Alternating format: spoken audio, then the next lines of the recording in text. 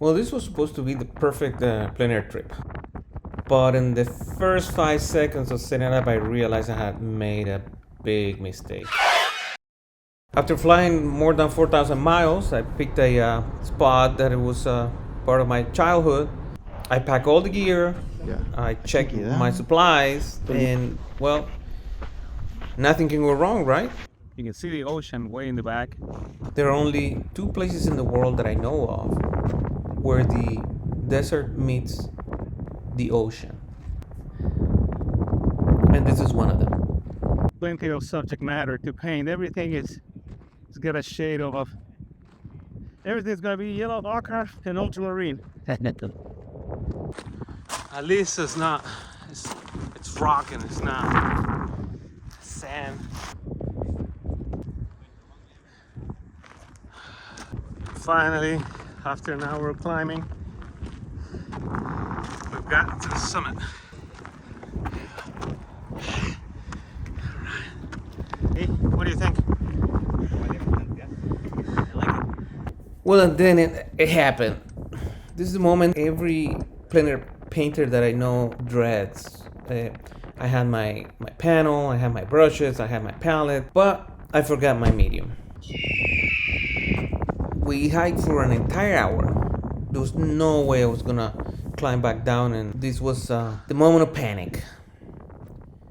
Should I pack up? Should I stop painting? Should I call it quits? But then I remember a crucial lesson. Artists adapt. So instead of using my brushes, I decided to grab my good old trusty palette knife, and that was my weapon of artistic survival. At first, it was a mess. I was trying to get all those details, and I couldn't get the colors right. And then my perfectionism kicked in, and I had all these thoughts in the back of my mind telling me that it was a waste of time.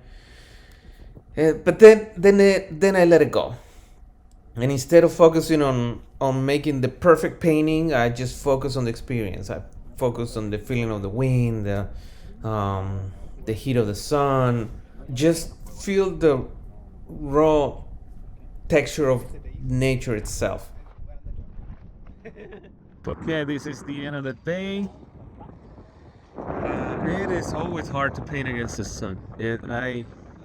I struggle, but that's about what I need for now. And I wanted to get those ships and the reflections of the buildings in the back. So all in all, it was a great adventure. So now I'm back in the studio, and I added a few finishing touches. I tightened them up, the values, and I kept on working with the palette knife because I really enjoyed it. Um, what started for me as a disaster, uh, it became one of my most freeing experiences. I learned that art isn't really about having the perfect tools, but it's more like about making do with what you have and just capture the moment. Um, so if you ever forget your supplies, just don't panic. Adapt, experiment, because sometimes the worst painting trips can turn into your best lessons.